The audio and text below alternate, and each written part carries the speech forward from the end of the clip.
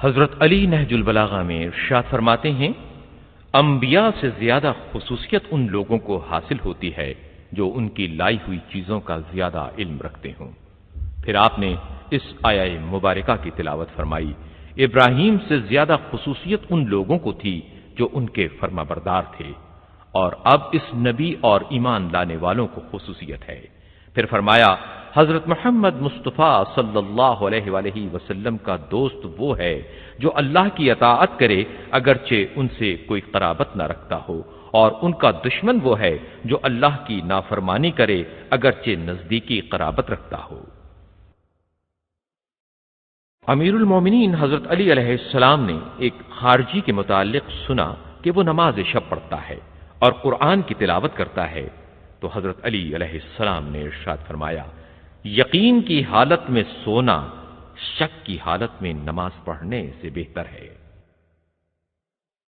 ناشکری کی تعریف کرتے ہوئے حضرت امیر المومنین علیہ السلام ارشاد فرماتے ہیں،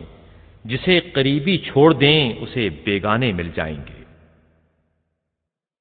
ارشاد امیر المومنین علیہ السلام ہے، جب کوئی حدیث سنو تو اسے عقل کے معیار پر پرکھ لو، صرف نقل الفاظ پر بس نہ کرو، کیونکہ علم کے نقل کرنے والے تو بہت ہیں اور اس میں غور و فکر کرنے والے کم ہیں۔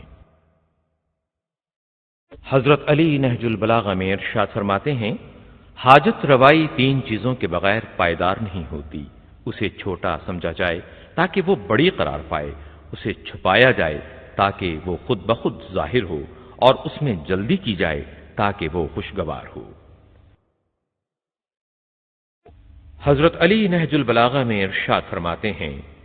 لوگوں پر ایک ایسا زمانہ بھی آئے گا جس میں وہی بارگاہوں میں مقرب ہوگا جو لوگوں کے عیوب بیان کرنے والا ہو، اور وہی خوش مذاق سمجھا جائے گا جو فاسق و فاجر ہو، اور انصاف پسند کو کمزور و ناتواں سمجھا جائے گا۔ صدقے کو لوگ خسارہ اور صلہ رحمی کو احسان سمجھیں گے، اور عبادت لوگوں پر تفوق جتلانے کے لیے ہوگی۔ ایسے زمانے میں حکومت کا دار و مدار عورتوں کے مشورے، نوخیز لڑکوں کی کار فرمائی اور خواجہ سراؤں کی تدبیر اور رائے پر ہوگا۔ ارشاد امیر المومنین علیہ السلام ہے، آپ کے جسم پر ایک بوسیدہ اور پیوندار جامہ دیکھا گیا تو حضرت علی علیہ السلام سے اس کے بارے میں کہا گیا۔ حضرت علی ارشاد فرماتے ہیں،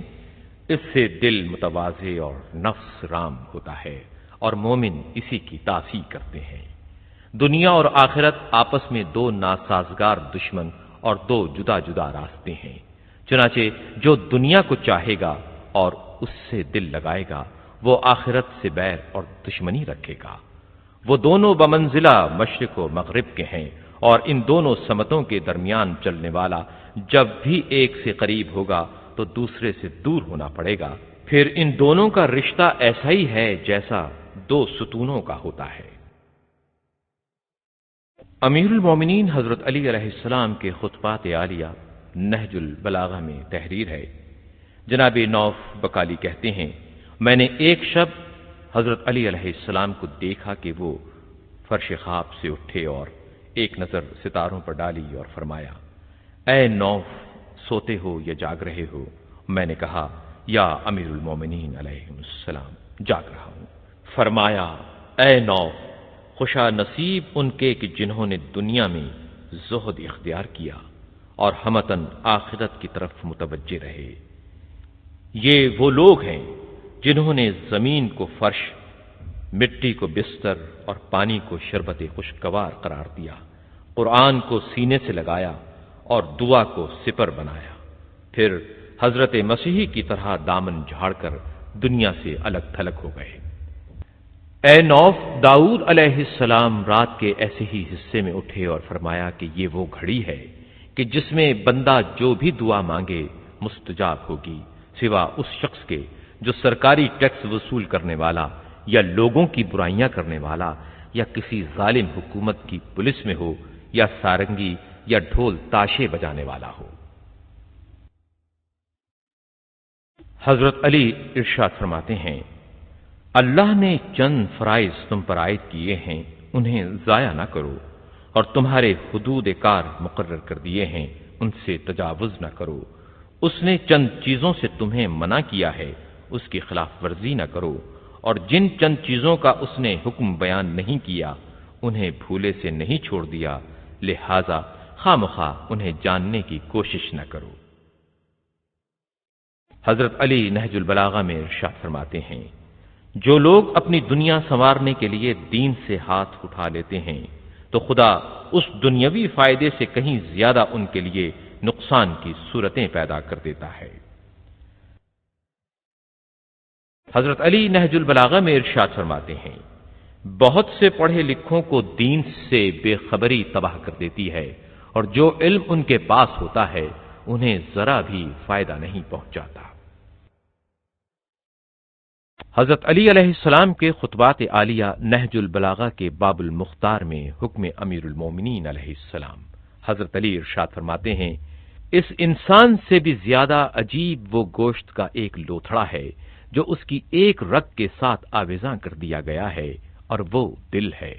جس میں حکمت و دانائی کے ذخیرے ہیں اور اس کے برخلاف بھی صفتیں پائی جاتی ہیں۔ اگر اسے امید کی جھلک نظر آتی ہے تو طمع اسے ذلت میں مبتلا کر دیتی ہے،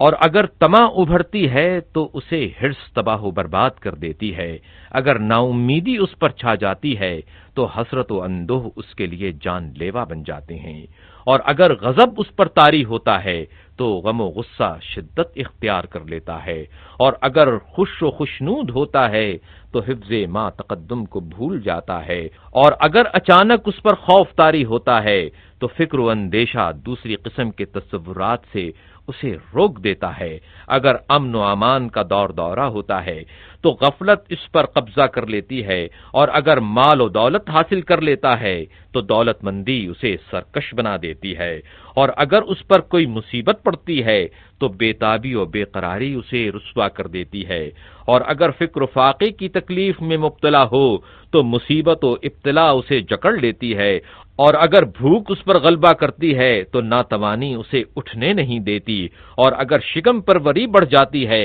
تو یہ شکم پری اس کے لیے کرب و اذیت کا باعث ہوتی ہے۔ ہر کوتاہی اس کے لیے نقصان رساں، اور حد سے زیادتی اس کے لیے تباہ کن ہوتی ہے۔ حضرت علی نہج البلاغہ میں ارشاد فرماتے ہیں، ہم اہل بیت ہی وہ نقطۂ اعتدال ہیں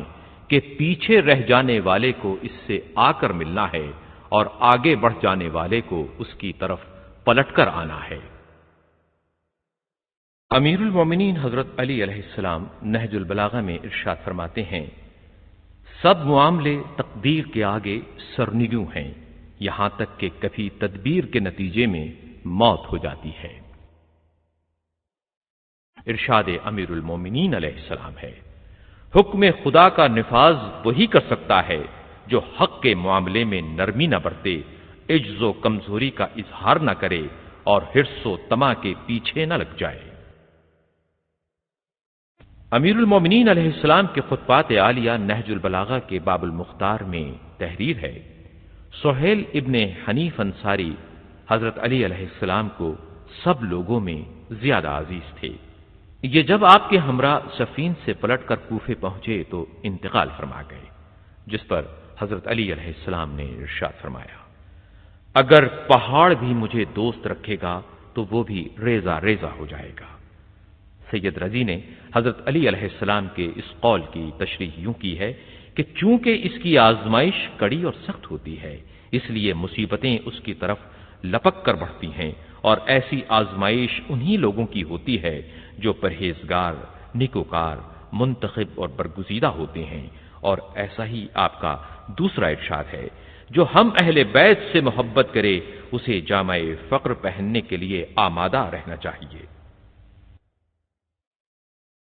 اللہم صلی علی محمد وآل محمد۔ اب یہ ہمارے پایان کار کی منزل ہے کہ ہم امیر المومنین حضرت علی علیہ السلام کے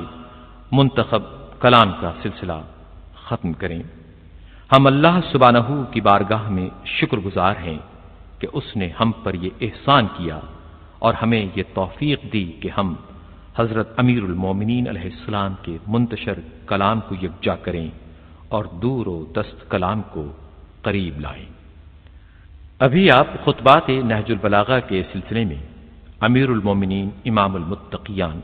حضرت علی علیہ السلام کے خطبات، مکتوبات